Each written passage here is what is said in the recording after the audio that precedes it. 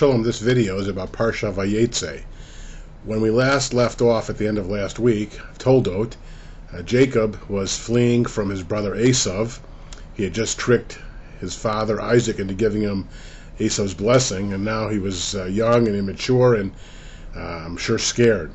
So the Torah portion begins with him going to sleep, and he lies down on a rock, and he has a dream, and he sees a ladder with the feet on the floor and the top going to heaven, and he sees angels going up and down on the ladder. And he wakes up and he said, God was in this place and I didn't know it. How awesome is this place? And then he basically prays to God and says, if God does X, Y, and Z for me, I'll be a faithful servant. And the rest of the Torah portion basically has him going to a family named Lavan, who has daughters Rachel and Leah, and he falls in love with Rachel and wants to marry her. Lavan gives him Leah in the night. He wakes up in the morning with the wrong wife, and he wants Rachel too. He works for his father-in-law for over 20 years.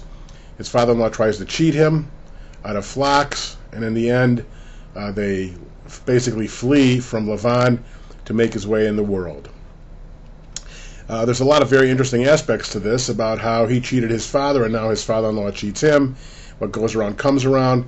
But I wanted to explore with you the very powerful imagery of this dream of the ladder. And what does it mean to have angels going up and down? And there's a lot of different understandings in the tradition. But definitely one of the main ways in which to understand this dream is that Jacob himself was struggling with his own soul and conscience about going down, doing bad things, and trying to move up on the ladder.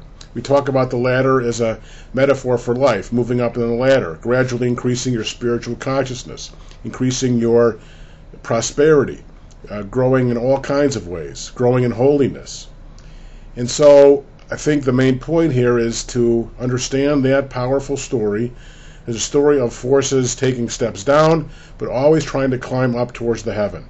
No matter what happens in life, always keep climbing the ladder.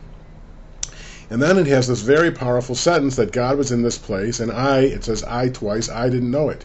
In fact, there's a magnificent book by Rabbi Lawrence Kushner with that title, in which he teaches a lot of wonderful things with 7 different rabbinic understandings of that one verse.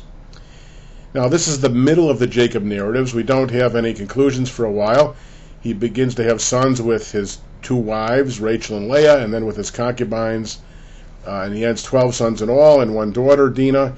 And the stories of Jacob continue in the next Aliyah, the next Torah portion, the next week.